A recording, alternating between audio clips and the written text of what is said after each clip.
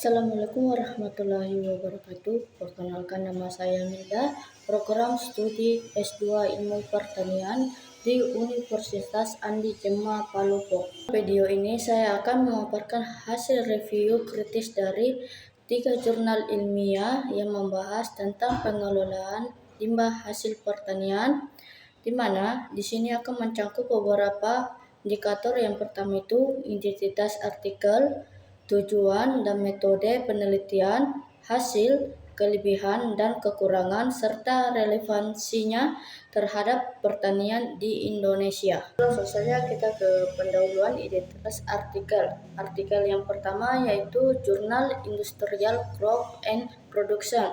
Judul Thakur et al. 2024, Limbah Pertanian, Sumber Praktis dan Potensial untuk Isolasi dan Preparasi Selulosa serta aplikasinya di bidang pertanian dan berbagai industri.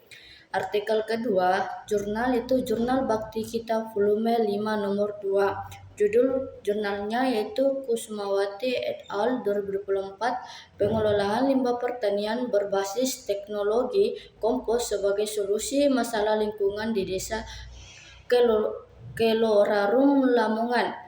Artikel ketiga yaitu Jurnal Teknologi Pertanian. Judul jurnal Yuliani et al. 2024, Pengelolaan Biomasa Limbah Pertanian sebagai bahan baku sektor industri, analisis alternatif berkelanjutan dan sirkular. Selanjutnya itu tujuan penelitian. Artikel pertama, Thakur et al. 2024 bertujuan mengulas potensi limbah pertanian sebagai sumber utama untuk mengekstraksi selulosa yang ramah lingkungan, terbarukan dan ekonomis, serta aplikasinya pada bidang pertanian, industri, kedokteran, dan energi. Artikel kedua, tujuan penelitiannya itu Kusumawati et al. 2024 bertujuan menurunkan volume limbah pertanian dan mengurangi ketergantungan pada pupuk kimia melalui pelatihan pembuatan pupuk organik berbasis teknologi komposter di Desa Kelorarung, Lamongan. Artikel ketiga, Yuliani et al. 2024 bertujuan menganalisis pemanfaatan biomasa limbah pertanian sebagai sumber energi alternatif dan bahan baku industri melalui pendekatan teknologi konvergensi thermal dan biologis. Selanjutnya yaitu metode penelitian. Artikel 1, Thakur et al. 2024 yaitu merupakan sistematik review berbasis literatur ilmiah yang menganalisis berbagai metode ekstraksi selulosa dari limbah pertanian atau kimia, fisika, biologis, dan fisikimia, serta membandingkan efisiensi dan aplikasinya dalam berbagai industri. Artikel kedua yaitu Kusumawati et al. 2024 yaitu merupakan penelitian tindakan masyarakat community service research dengan pendekatan participatory training.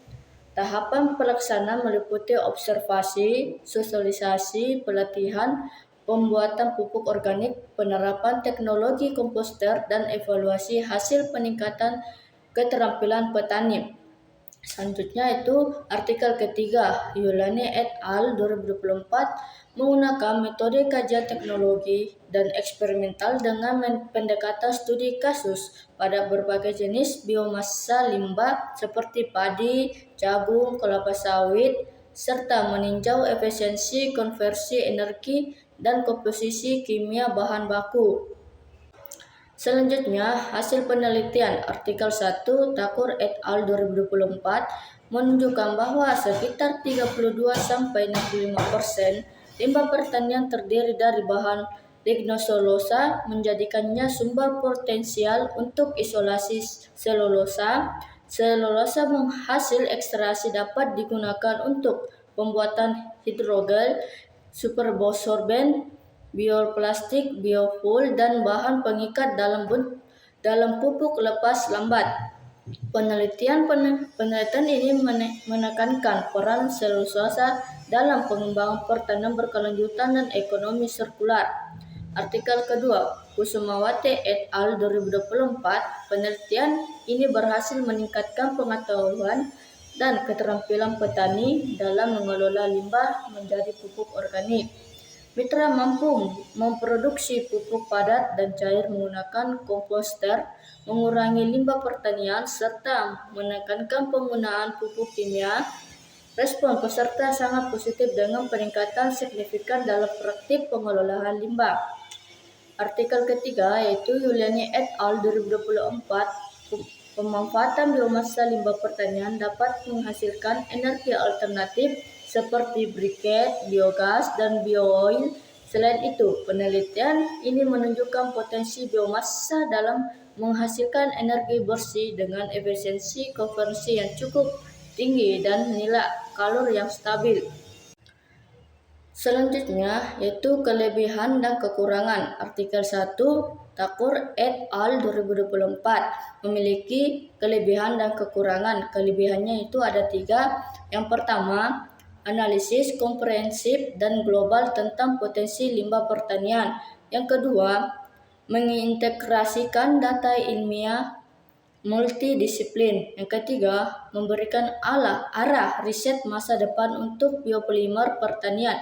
Kekurangannya yaitu yang ada 2 yaitu tidak ada data empiris lapangan.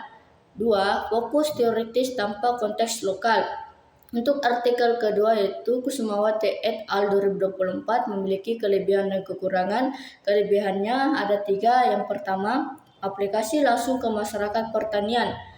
Kedua, memberikan dampak sosial ekonomi nyata. Ketiga, menyediakan solusi praktis dan berkelanjutan. Sedangkan kekurangannya ada 2. Yang pertama itu skala penelitian kecil dan terbatas pada satu desa. 2. Tidak ada penguji laboratorium terhadap aktivitas pupuk. Selanjutnya, untuk artikel ketiga, Thakur et al. 2024 memiliki kelebihan dan kekurangan. Kelebihannya yaitu menyediakan data empiris, konversi energi dan nilai biomasa. Kekurangannya itu fokus teknis tanpa meninjau aspek sosial atau kebijakan pertanian. Selanjutnya yaitu relevansi dengan pertanian Indonesia. Ketiga artikel ini memiliki relevansi tinggi terhadap pertanian di Indonesia, di mana volume limbah pertanian meningkat seiring luasnya lahan pertanian padi, jagung, dan kelapa sawit. Dapat dilihat pada artikel pertama Thakur et al. 2024 mendukung arah riset green agriculture dan biomaterial dari limbah pertanian relevan dengan isu pengelolaan limbah padi, jagung, dan tebu di Indonesia. Artikel kedua Kusumawati et al. 2024 secara langsung mengimplementasikan prinsip pertanian berkelanjutan melalui inovasi komposter di tingkat desa. Pendekatan ini dapat direplikasikan di daerah lain untuk mengurangi ketergantungan pada pupuk kimia. Untuk artikel 3, Yuliani et al. 2024 relevan mendukung kebijakan energi terbarukan melalui pemanfaatan biomasa pertanian. Selanjutnya itu rekomendasi riset atau implementasi. Yang pertama itu integrasi riset dan implementasi. Kombinasi pendekatan ilmiah atau ekstraksi selulosa dari limbah dengan penerapan lapangan atau komposter dan pembuatan pupuk organik. 2. Inovasi teknologi lokal, yaitu kembangkan teknologi pengelolaan limbah pertanian berbasis selulosa menjadi produk bernilai ekonomi atau bioplastik, pupuk bioaktif, atau media tanam. Ketiga, skalabilitas program, yaitu program pengomposan perlu diperluas ke skala kabupaten dengan dukungan pemerintah daerah dan perguruan tinggi. 4. Dukungan kebijakan. Pemerintah perlu memperkuat regulasi pengelolaan limbah pertanian sebagai sumber bahan baku energi dan pupuk organik. Yang kelima, kebijakan lingkungan, di mana riset ini dapat mendukung kebijakan nasional tentang sirkular bioekonomi dan pengurangan emisi karbon melalui pengelolaan limbah pertanian. Selanjutnya, kesimpulan. Ketiga penelitian ini memberikan kontribusi penting terhadap pengembangan pertanian, seperti artikel Thakur et al. 2024 menyoroti potensi ilmiah limbah pertanian sebagai bahan baku biopolimer bernilai tinggi, sedangkan Kusumate et al. 2024 menerjemahkan konsep tersebut ke dalam praktik nyata melalui pelatihan petani dalam pengelolaan limbah berbasis komposter. Yuliani et al. 2024 menawarkan peluang strategis dalam pengembangan energi biomasa berkelanjutan. Integrasi ketiganya menjadi model ideal bagi pertanian Indonesia, ilmiah, aplikatif, dan berkelanjutan menuju sistem pertanian hijau yang produktif dan ramah lingkungan.